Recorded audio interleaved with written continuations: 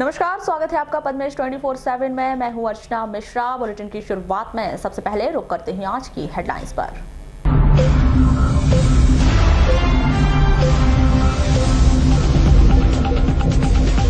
धूमधाम से मनाई गई राजा भोज की जयंती पर हुए विभिन्न कार्यक्रमों के आयोजन।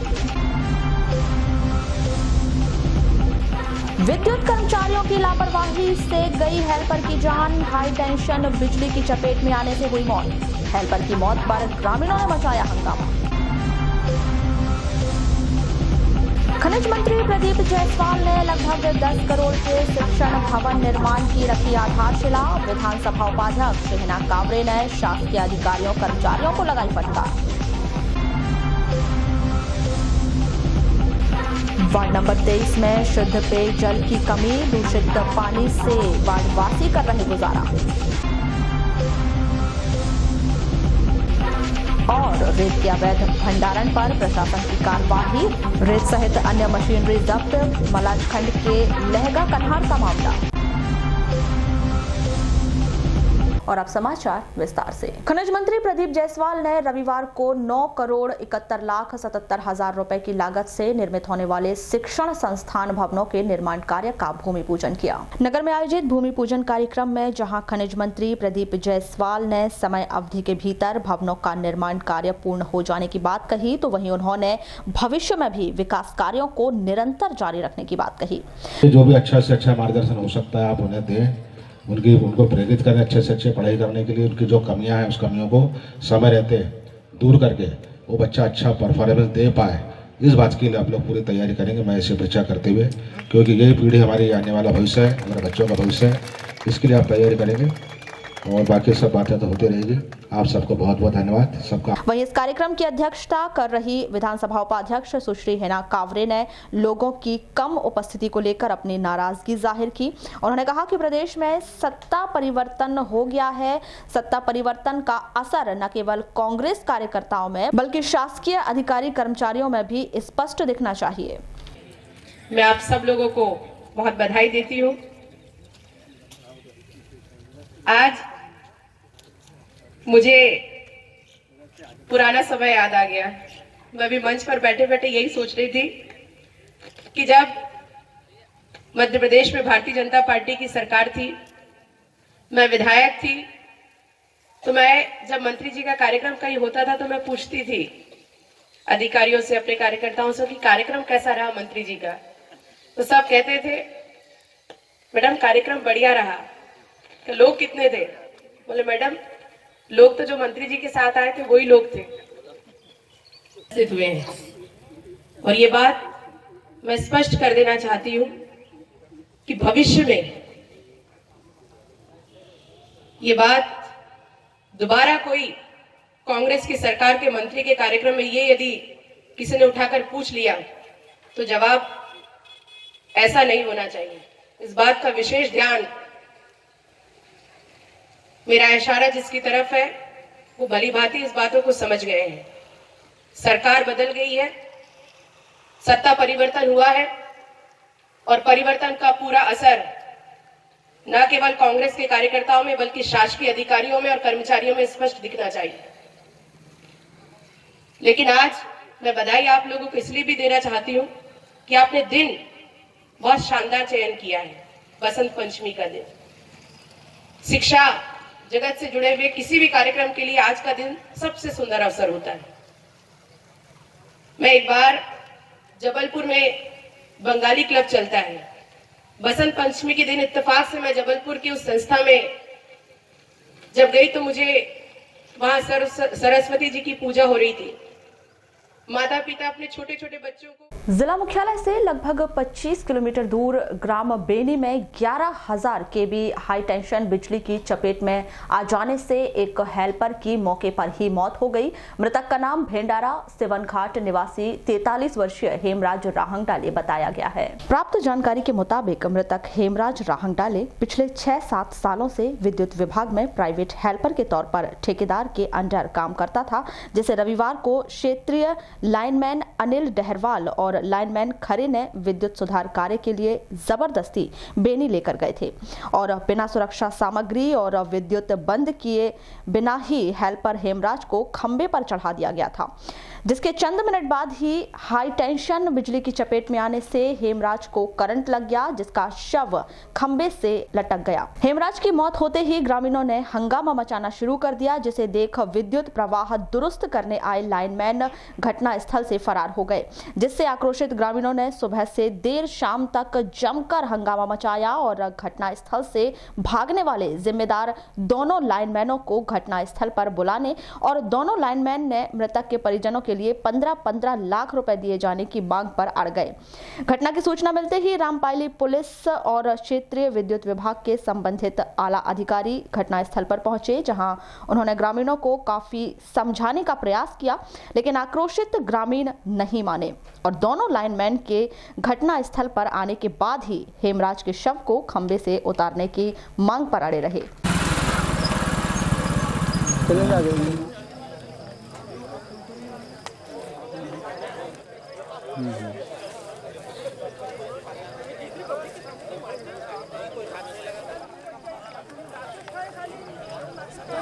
भाई वो उतारने नहीं दूंगा, वो समझौता हो, चाहे वो महीना में लास्ट वहीं रह जाए। सर वो दोनों आएंगे तभी। ऐसी भी लकड़ी बन चुकी है, रहेगी। वो आए अपने बयान दे और लास्ट वो ही उतारे। हम उसको हाथ नहीं लगाएंगे, उसको कोई हाथ नहीं लगाएगा। कोई हाथ नहीं लगाएगा। घर वाले आप तैयार हो क्या?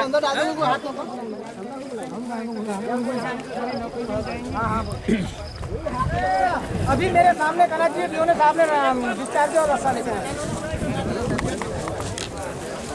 वहीं विद्युत विभाग के आला अधिकारियों ने संबंधित लाइनमैन को सस्पेंड कर मृतक के परिजनों को 1 लाख रुपए का मुआवजा दिए जाने की घोषणा की है। वहीं देर शाम पुलिस ने शव को खंबे से उतारकर पंचनामा कार्यवाही की, साथ ही दोषियों के खिलाफ वैधानिक कार्यवाही करने का भरोसा दिलाया। प्राप्त जानकारी के मुताबिक मृतक हेमराज के शव का सोमवार को वारासिवनी अस्पताल में पोस्टमार्टम करवाकर शव उसके परिजनों को सुपुर्द किया जाएगा। मामले के संदर्भ में की गई चर्चा के दौरान मृतक हेमराज के पुत्र आशीष राहंगडाले ने बताया कि लाइनमैन खरे और अनिल डहरवाल ने उनके पिता को फोन कर जबरदस्ती काम पे ले गए थे। जैसा वो जी हम सेलर जा रहे थे हम जी, पापा जी भी छुट्टी मारने वाले थे।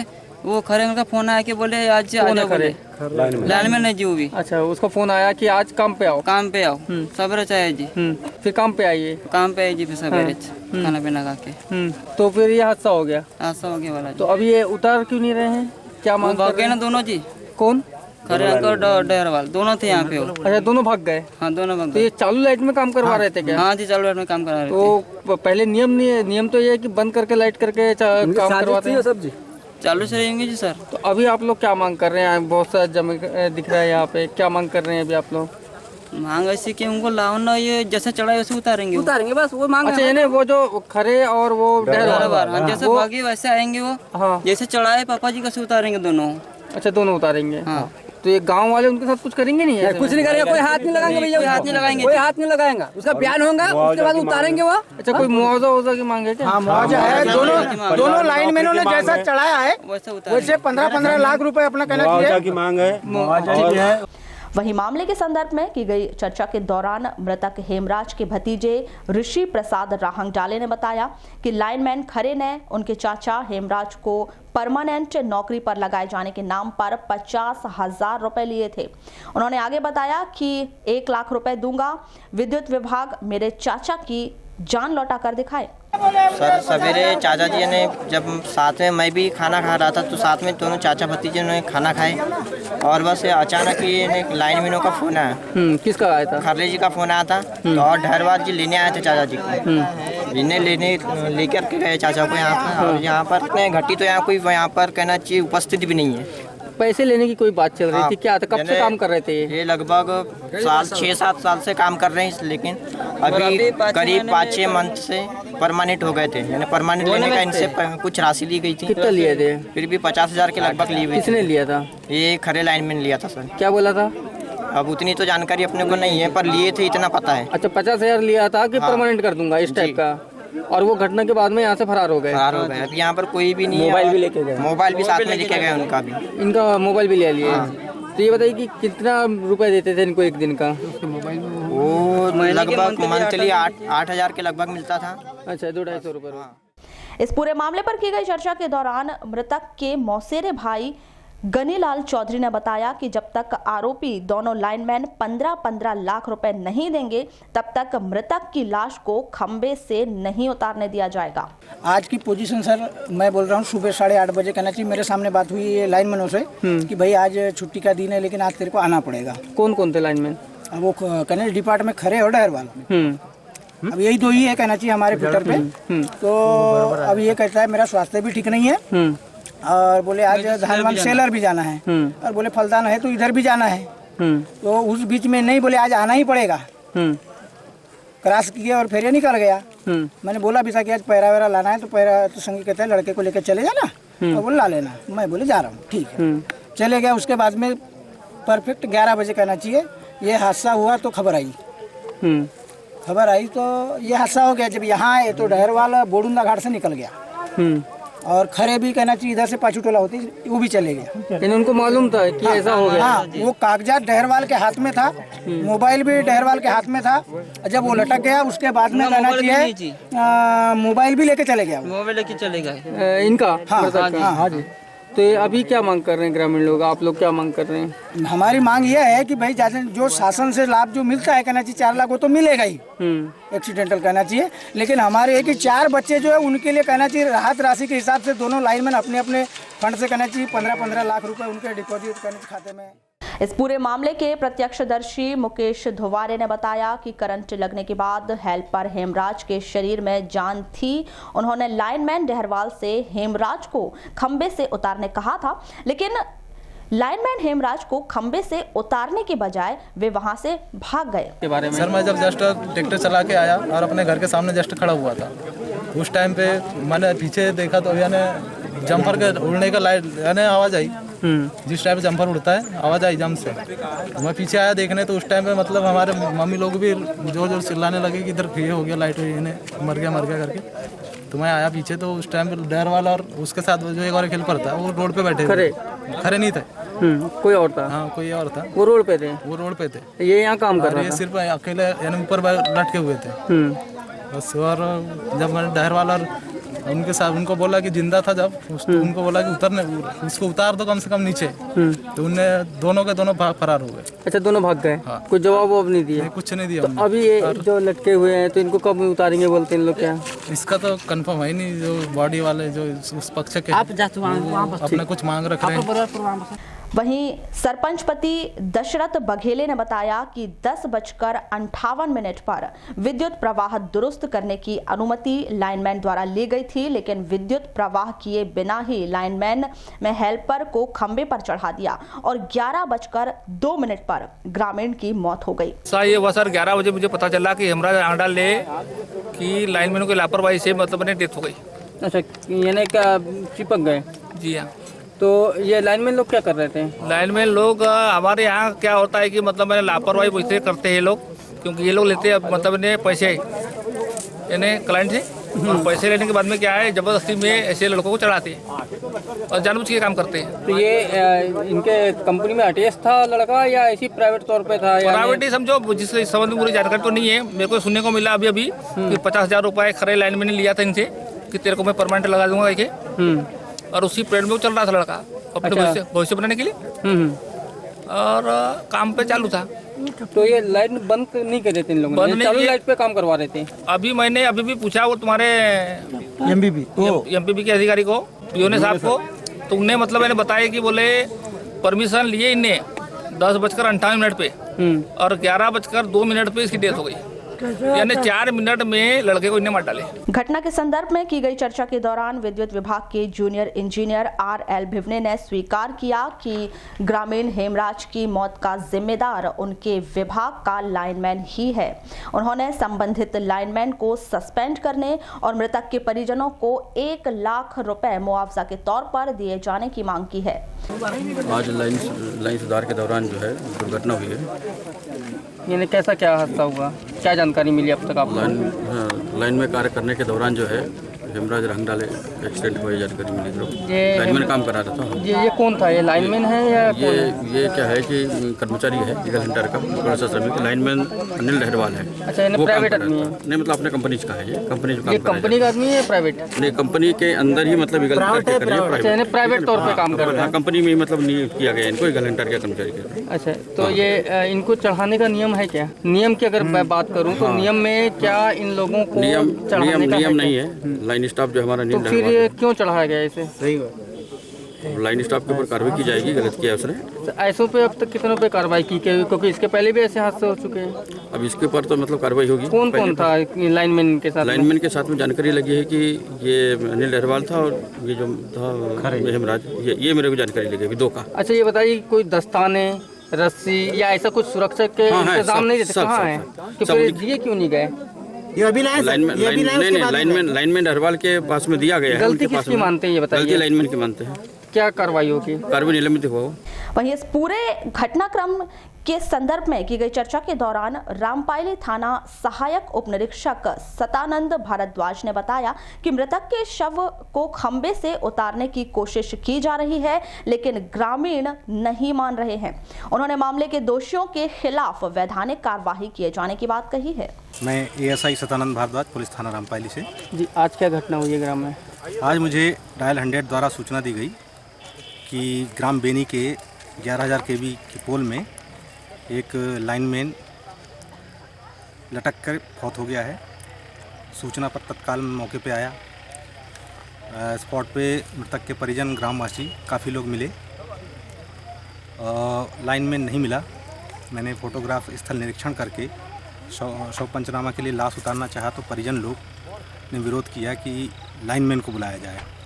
मैंने उन्हें आश्वस्त किया कि लाइनमैन भी आ जाएगा, पर अपन पहले जो है शव पंचनामा कार्रवाई कर लेते हैं, डेड बॉडी उतार लेते हैं। लेकिन उन्होंने उतारने से मना किया। फिर समस्या के समाधान के लिए हमने MPV के JED मौके पर बुलाया। उन्होंने भी लाइनमैन को निलंबित कर दिया है और वैधानिक कार्रवाई के लिए आश्वस्त किए हैं। वैधानिक कार्रवाई की जा रही है, लेकिन अभी परिवार की ओर से ये कहा जा रहा है कि लाइनमैन से हम समझौता करना चाहते हैं, उससे जो है कंपनसेशन की राशि लेंगे, उसी के बाद में ही अग्रिम कार्रवाई की जाएगी। 50,000 रुपये इसको परमानेंट करने के लिए गए थे खरे ने, ऐसा उसके परिजन मुझे बता रहे हैं। तो क्या ये संज्ञान में है आपके? नहीं, इस बात की कोई सूचना हमें नहीं है। वहीं देर शाम पुलिस ने मृतक के शव को खंबे से नीचे उतारकर पंचनामा कार्यवाही की। मृतक के शव का सोमवार को वारासिवनी अस्पताल में पोस्टमार्टम कराकर शव उनके परिजनों को सौंपा जाएगा। बालाघाट जिले के पाथरी पुलिस चौकी अंतर्गत लहंगा कन्हार में खनिज अधिकारी व राजस्व अधिकारी तहसीलदार की टीम ने एक बड़ी कार्रवाई करते हुए अवैध उत्खनन व रेत के परिवहन में संलिप्त 4 ट्रैक्टर, 1 JCB और एक 407 वाहन को जब्त किया है। इसके अलावा से अवैध रूप से 65 ट्राली अवैध भंडारण की गई रेत के डंप को भी जब्त किया है। जानकारी के अनुसार आदिवासी बैयर क्षेत्र में अवैध उत्खनन और परिवहन की लगातार शिकायतें आ रही थी, जिसके चलते कलेक्टर द्वारा खनिज विभाग को आवश्यक कार्रवाई हेतु निर्देशित किया गया था। खनिज अधिकारी ने बताया कि कलेक्टर के निर्देश पर लहंगा कन्हार गांव में दबिश दी गई और अवैध उत्खनन में लिप्त 1 JCB, 4 ट्रैक्टर और एक 407 वाहन को जब्त किया गया। इसके अलावा फर्जी रॉयल्टी व स्वीकृति का मामला भी सामने आया है। खनिज विभाग से अनुमति के नाम पर क्षेत्र का एक खनिज माफिया फर्जी रॉयल्टी जारी कर रहा था और रेत का भंडारण भी कर रहा था। खनिज विभाग ने फर्जी रॉयल्टी और रेत जब्त किया है। जब्त किए गए रेत के डंप को सरपंच के सुपुर्द कर दिया गया है। वहीं ट्रैक्टर JCB को पाथरी पुलिस चौकी में रखा गया है। सुबह हमें जानकारी मिली थी और कलेक्टर महोदय द्वारा निर्देशित किया गया था कि ग्राम लहंगा कनार में सिमंगल सिंह के द्वारा अवैध तरीके से रेत का अवैध भंडारण करके उसे बेचा जा रहा है, जिसकी जांच में संयुक्त रूप से आज राजस्व और खनिज विभाग और पुलिस के साथ में हम लोग ने जाँच की, जिसमें मौके पे अवैध भंडारण पाया गया था। और उसमें साथ ही में हम लोगों को 4 ट्रैक्टर, 1 JCB और एक 407 वाहन मिला है, जिसमें रेत भरी हुई होनी पाई गई है। इस पे हम लोगों ने अवैध भंडारण का प्रकरण दर्ज किया हुआ है और इसमें नियमानुसार कार्रवाई की जाएगी संबंधित व्यक्ति पे जिस पे प्रकरण। बसंत पंचमी और राजा भोज जयंती के अवसर पर नगर में पवार युवा संगठन ने विभिन्न कार्यक्रम आयोजित किए। इसी कार्यक्रम को लेकर रविवार को प्रातः 10 बजे से वाहन रैली भटेरा फॉरेस्ट नाका से प्रारंभ होकर नगर के प्रमुख मार्गों और चौराहों का भ्रमण करते हुए मोदी तालाब स्थित राजा भोज प्रतिमा स्थल पहुंचकर मल्यार्पण व पूजा वंदन कर स्वजाति बंधुओं के स्वागत एवं उद्बोधन के साथ रैली का समापन किया गया। कार्यक्रम के प्रमुख अतिथि परसवाड़ा पूर्व विधायक मधु भगत, गौरव पारधी एवं डॉक्टर शेर सिंह बिसेन, प्रेम सिंह बिसेन, अशोक बिसेन, रमेश पारधी सहित समस्त पदाधिकारी मौजूद रहे। इस संदर्भ में पवार समाज के युवा संगठन अध्यक्ष तपेश पटले ने बताया कि बसंत पंचमी और राजा भोज की जयंती के अवसर पर विशाल रैली निकाली गई है, जिसमें स्वजाति युवाओं का समावेश रहा। मैं तपेश पटले भटरा चौकी युवा संगठन का अध्यक्ष। आज क्या कार्यक्रम? आज बसंत पंचमी और राजा भोज के अवसर पर जयंती पर कार्यक्रम है और विशाल रैली निकाली गई पूरे जिले के अंदर से। यहाँ पे पूरे युवा उपस्थित है भट्टा चौकी के, और हम युवाओं के बीच में ये कार्यक्रम संचालित होगी। क्या क्या कार्यक्रम आयोजित किए जाएंगे इस अवसर पर? अब इसके बाद में सरस्वती पूजा होगी और राजा भोज की पूजा होगी। उसके बाद यहाँ उद्बोधन कार्यक्रम होगा। हमारे अतिथि आए हुए हैं यहाँ पे श्री जितेंद्र बिसेन राष्ट्रीय महासभा से, श्री सागर बिसेन जी हैं भोपाल से, केतन तुलकर हैं युवा समाज सेवी गोंदिया से, महाराष्ट्र से। भले ही नगर पालिका नगरवासियों को सुबह और शाम दोनों समय शुद्ध पेयजल दिए जाने का दावा कर रही हो, लेकिन नगर पालिका के इस दावे की हकीकत कुछ और ही है। नगर में पिछले कुछ दिनों से जल की सप्लाई पर्याप्त मात्रा में नहीं की जा रही है, साथ ही जल सप्लाई का कोई निश्चित समय भी नहीं है। वहीं कुछ वार्डों में पहुंचाए जाने वाला पानी पीने लायक भी नहीं है। क्या है पूरा मामला, देखिए इस रिपोर्ट में।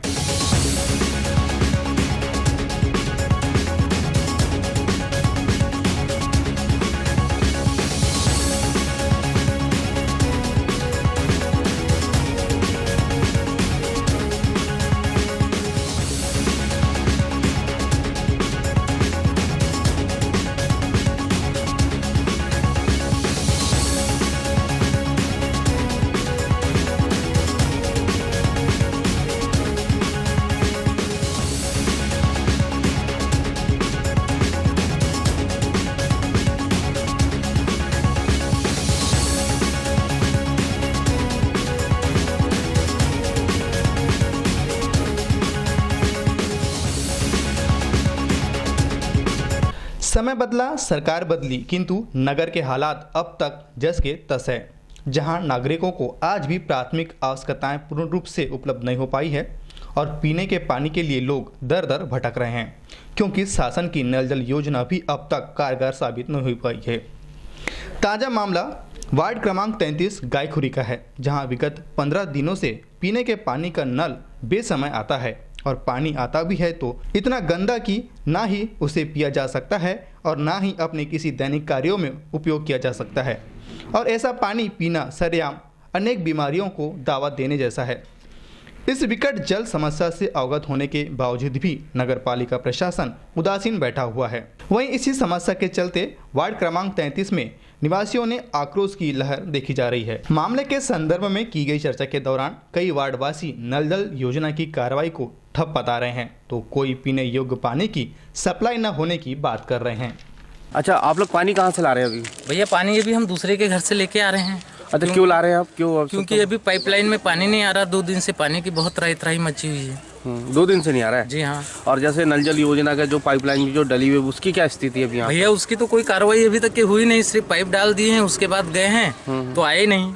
और पाइप भी ऐसा है कि हर घर में एक कनेक्शन डालने का था, तो कभी किसी का मकान छूटा है, कहीं किसी का मकान छूटा है, काम उसका पूरा ढप पड़ा हुआ है। तो वो नल जल योजना चालू हुई कि नहीं हुई अभी? नहीं अभी तक नहीं हुई। अच्छा, ये बताएं, आपने कभी क्या पार्षद को अवगत कराया था कि इस संबंध में? जी नहीं, अभी 2 दिन से तो मेरी पार्षद से बात हुई नहीं है, लेकिन मनमोहन पार्षद से बात हुई थी तो उन्होंने बोला कि मैं टैंकर भिजवा रहा हूँ। बट ऐसा है कि टैंकर वो जब हम लोग काम पे निकल जाते हैं उसके बाद आता है, तो पानी हम लोग को उतना नहीं मिल पाता।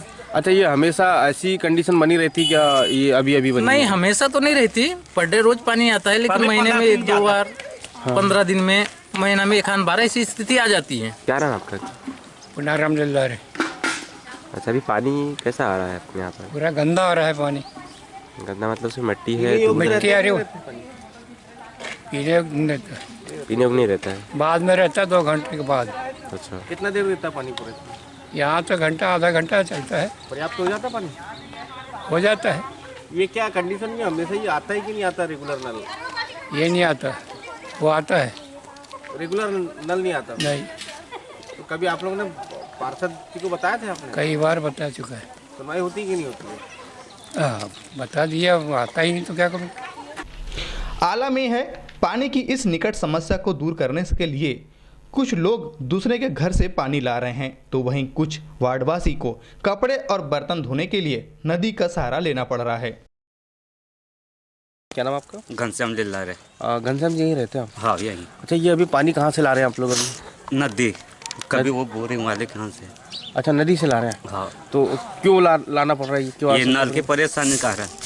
तो ये क्या हमेशा ही ऐसी बनी स्थिति? नहीं, 15 दिन हो गया। ऐसी कंडीशन बनी रहती क्या आपको? नहीं, अभी तक नहीं थी, अभी 15 दिन होगा जब अभी चाहे आता है, कभी आता है, कभी एक ही टाइम आता है बस। एक ही टाइम में नल से क्या है, घर की पूर्ति होती नहीं पानी की।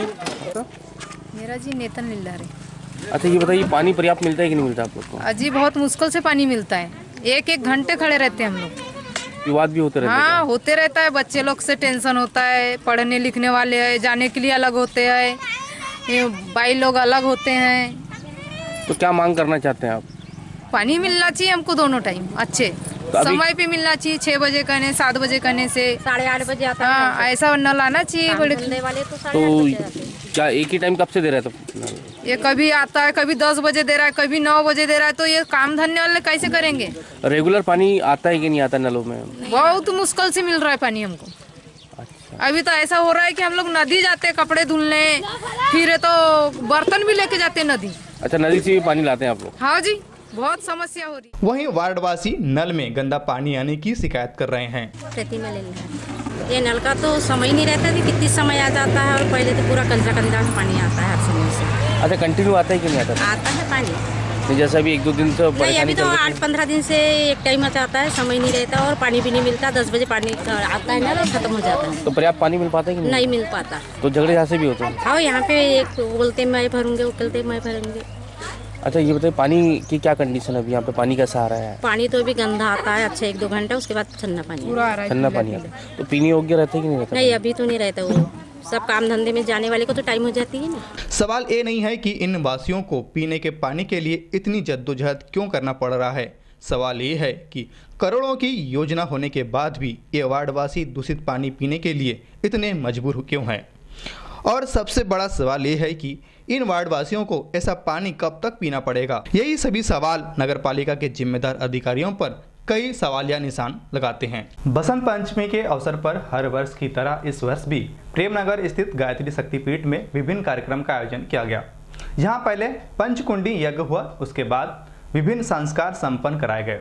दोपहर में गायत्री शक्तिपीठ के संस्कार हाल में विशेष गोष्ठी का आयोजन किया गया, जो गायत्री शक्तिपीठ के मुख्य प्रबंध ट्रस्टी का चारुदत्ता जोशी और जिला संयोजक महेश खंजांची के प्रमुख उपस्थिति में हुआ। बैठक में विचार विमर्श कर संगठन का विस्तार करने विभिन्न समितियों का गठन किया गया। आपका परिचय दीजिए। डॉक्टर चारुदत्त जोशी, मुख्य प्रबंध ट्रस्टी गायत्री परिवार ट्रस्ट, गायत्री शक्तिपीठ प्रेमनगर बालाघाट। आज यहाँ पे क्या क्या आयोजन? आज वसंत पर्व है। पूरे हिंदू धर्म में, पूरे देश में वसंत पंचमी का पर्व माता सरस्वती के दिवस के रूप में मनाया जाता है। विद्या की देवी है सरस्वती।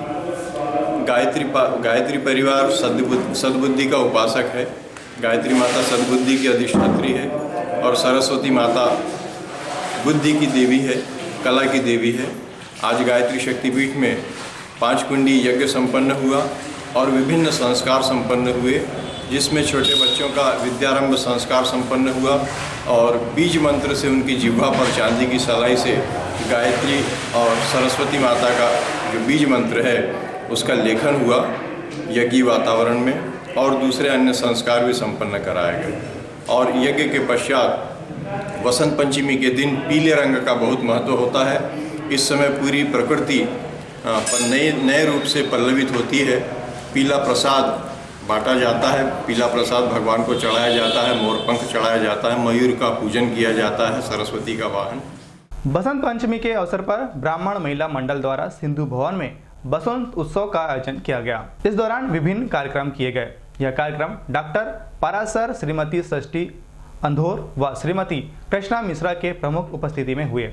यहाँ बच्चों के लिए ड्राइंग और फैंसी ड्रेस प्रतियोगिता का आयोजन किया गया, जिसमें बच्चों ने आकर्षण वेशभूषा के साथ प्रस्तुति देकर जमकर तालियां बटोरी। महिला मंडल द्वारा समाज की बुजुर्ग महिलाओं का साल श्रीफल से सम्मानित किया गया।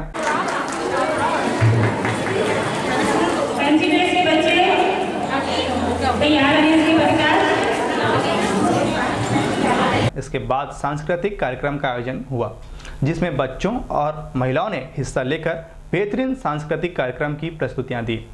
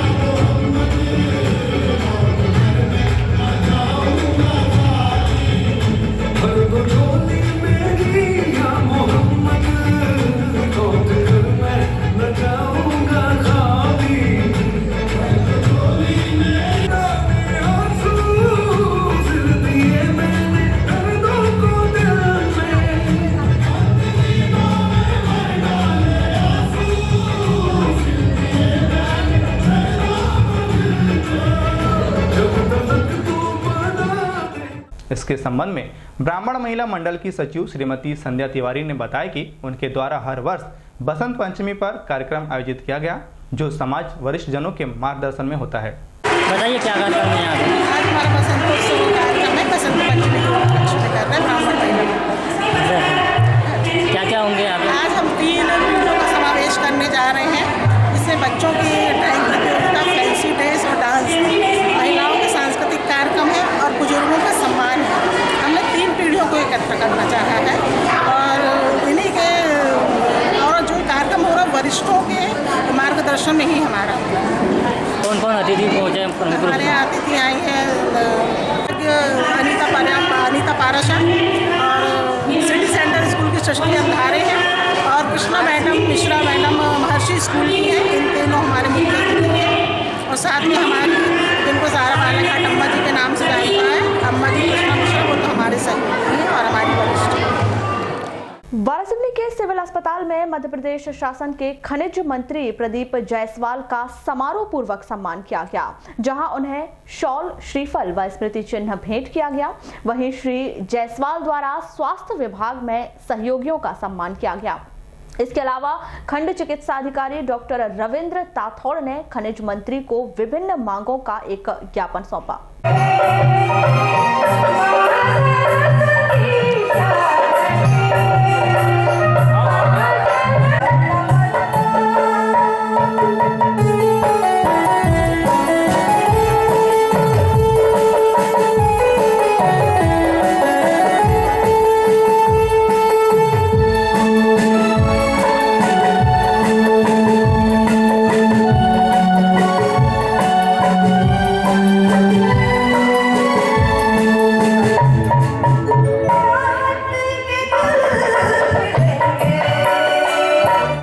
हॉस्पिटल में जो प्राथमिकता हमारा स्वास्थ्य है, उस यहाँ पर पैसे की कमी नहीं जाएगी। जो भी निर्माण कार्य होना है, दिक्कत सिर्फ डॉक्टरों की कमी, स्टाफ की कमी की है।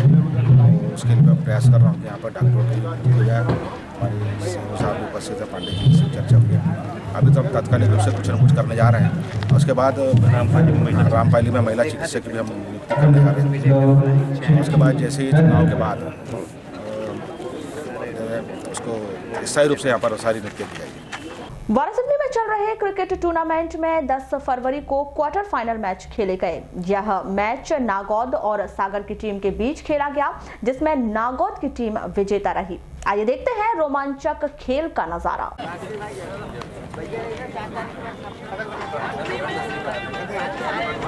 और साथ ही वारासिवनी की पूरी परंपराओं को, रीति नीति को, सर्वधर्म समभाव को परिभाषित करने वाले इस बार एक गेंद अच्छी गेंद थी, कलाइयों के सहारे दिशा दे दी गेंद को सीमा रेखा के बाहर, डीप मिड विकेट बाउंड्री के बाहर, right arm over the wicket. इस बार ये गेंद अच्छी गेंद कट किया, वहां पर सुंदर ड्राइव, 1 रन लेने का पूरा मौका था, एक खिलाड़ी मौजूद था वहां पर पॉइंट बाउंड्री पर।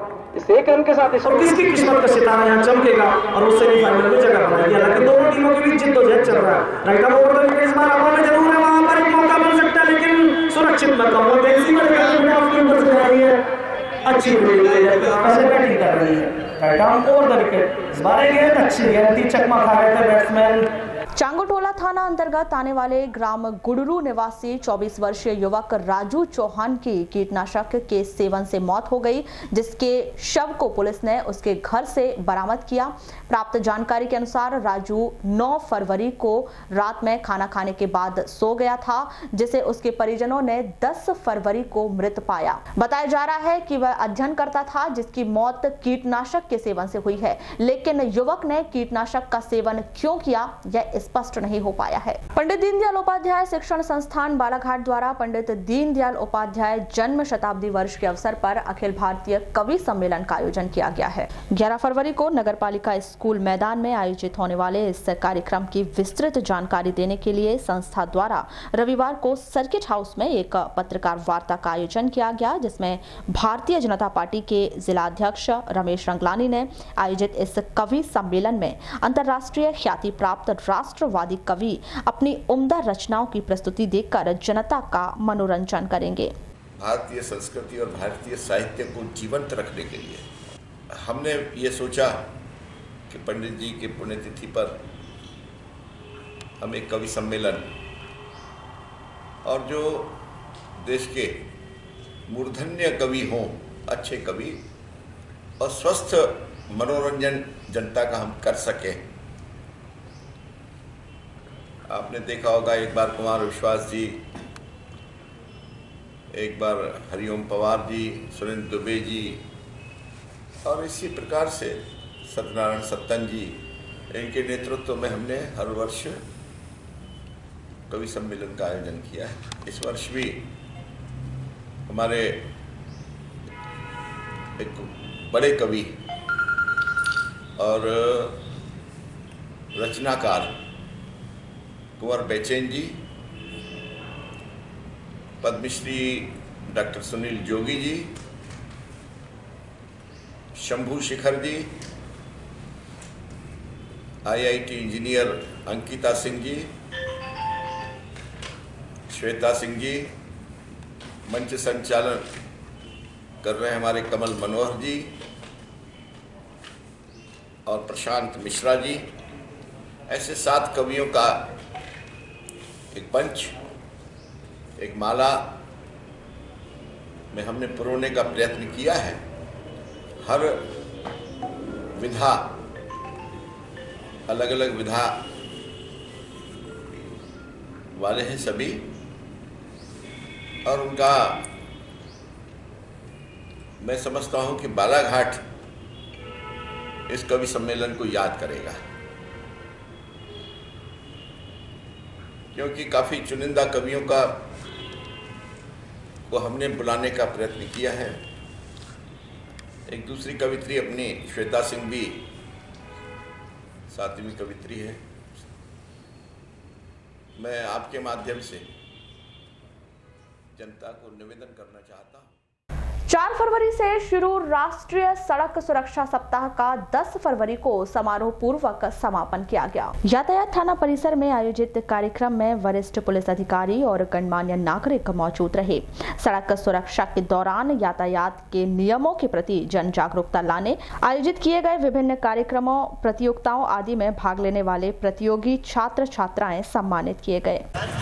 ये गाड़ी जो है ना, मैं कम से कम 100 की स्पीड में चलाता हूँ। ऐसा? हाँ, बताओ। हाँ।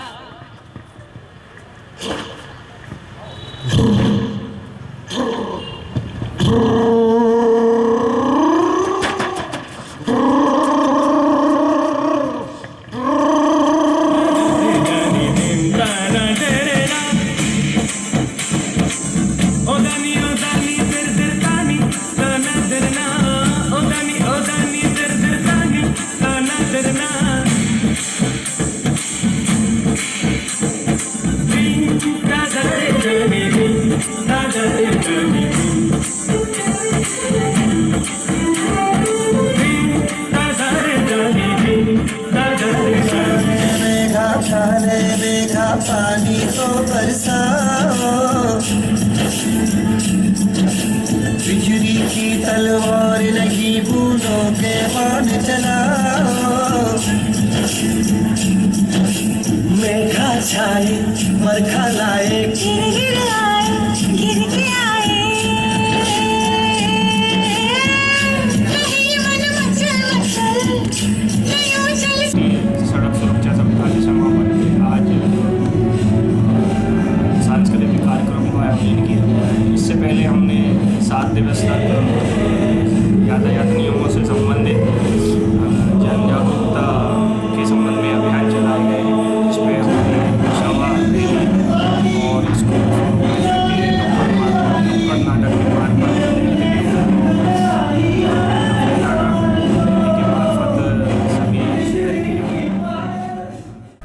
वारासिवनी के वार्ड नंबर 12 में स्थित शीतला माता मंदिर गली के एक कुएं से एक महिला की लाश बरामद की गई, जिसकी शिनाख्त सुनीता पति रामचरण कावरे के नाम से की गई है, जो उसी मोहल्ले की निवासी है। जानकारी के मुताबिक सुनीता शराब पीने की आदी थी और 7 फरवरी से लापता थी। परिजनों ने पतासाजी की लेकिन कोई पता नहीं चला। 10 फरवरी को दोपहर 2 बजे मोहल्ले के बच्चों ने कुएं में सुनीता का शव देखा और इसकी सूचना मोहल्ले वालों को दी। मोहल्ले वालों ने सूचना पुलिस को दी। पुलिस ने घटनास्थल पहुंचकर शव को कुएं से बाहर निकाला और पंचनामा कार्यवाही की, साथ ही शव का पोस्टमार्टम करवाकर शव परिजनों को सौंप दिया।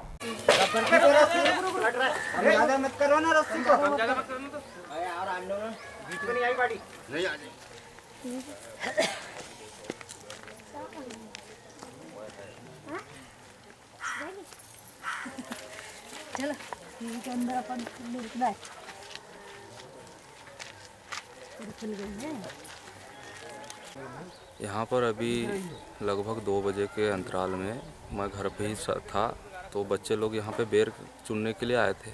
तो यहाँ पे कुएं में एक महिला की लाश दिखी, जिसमें हम मोहल्ले वालों ने सबने मेरे को बुलाने आया। मैं तत्काल सब मोहल्ले वालों के साथ में यहाँ पे पहुँचा तो समझ में आया कि मोहल्ले वार्ड की है, सुनीता रामचरण कावरे नाम से हम इसको पहचानते हैं। और ये शराब की आदी थी, जो विगत कई बार थाने में गुमशुदा की रिपोर्ट भी लिखाई गई। कई बार ये बेहोश के हालत में, नशे के हालत में कई जगह में पड़ी रहती थी, तो 100 से इसको घर तक भी पहुंचाया गया। ऐसी करके ये विगत कई सालों से ये इसी तरह की घटना घटाती थी। ये क्या है, एक बाई है सुनीता नाम की, सुनीता कावरे, जो 2-3 दिन पहले से घर पे नहीं थी। जिससे पति से पूछताछ किया तो ऐसा बताया उसने कि 3 दिन पहले से नहीं थी। फिर आज उसको पता चला कि कोई बाई एक कुएं में है गिरी हुई, तो आकर देखा उन्होंने, तो वो अपने घरवाली को पहचान लिया कि मेरी पत्नी है, जो मृत अवस्था में पड़ी। लालबर्रा के ओरिएंटल इंग्लिश स्कूल में कक्षा 11वीं के विद्यार्थियों ने कक्षा 12वीं के विद्यार्थियों को समारोह पूर्वक विदाई दी गई। इस अवसर पर विभिन्न सांस्कृतिक कार्यक्रम भी प्रस्तुत किए गए। साथ ही शाला के शिक्षक शिक्षिकाओं और विद्यार्थियों ने कक्षा 12वीं के विद्यार्थियों के उज्जवल भविष्य की शुभकामनाएं प्रेषित की।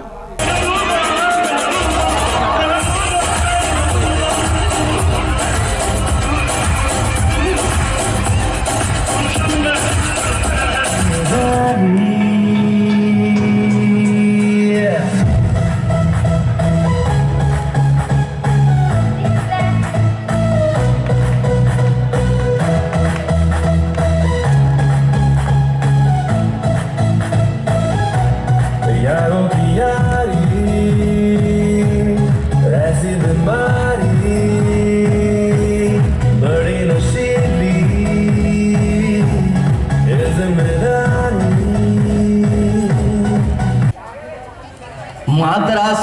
शाम की है मात्रा, सुबह शाम की है।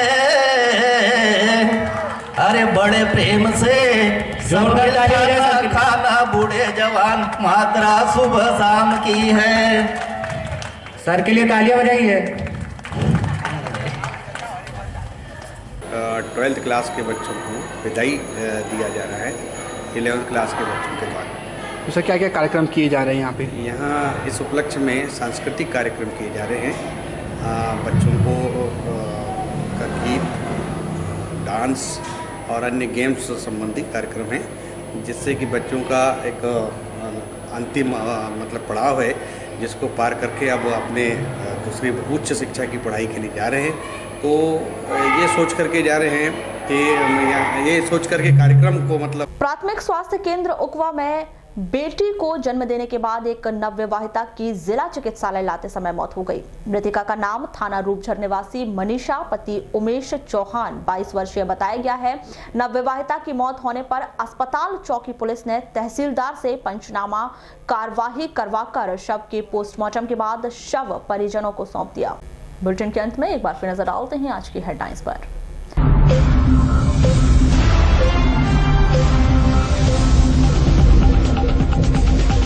धूमधाम से मनाई गई राजा भोज की जयंती पर हुए विभिन्न कार्यक्रमों के आयोजन।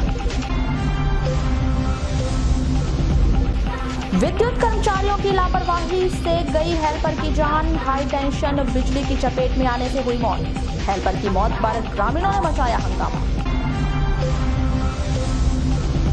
खनिज मंत्री प्रदीप जायसवाल ने लगभग 10 करोड़ के शिक्षण भवन निर्माण की रखी आधारशिला। विधानसभा उपाध्यक्ष हिना कावरे ने शासकीय अधिकारियों कर्मचारियों को लगाई फटकार। वार्ड नंबर 23 में शुद्ध पेयजल की कमी, दूषित पानी से वार्डवासी कर रहे गुजारा। और रेत के अवैध भंडारण पर प्रशासन की कार्यवाही, रेत सहित अन्य मशीनरी जब्त।